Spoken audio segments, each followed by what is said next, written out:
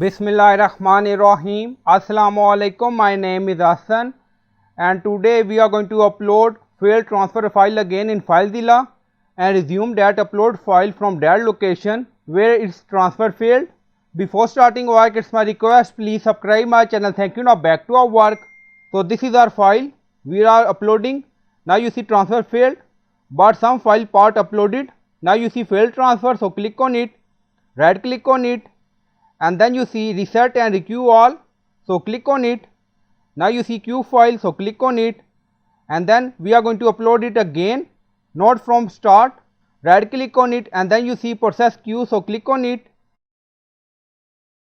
and then you see target file already exists, and you see action override, you see multiple option. Now select resume and then click on OK. Now you see upload file start from that location where its transfer failed. Now you see 23.8% 9. So I hope you like this video. Please like, comment, share, subscribe. Thank you for watching.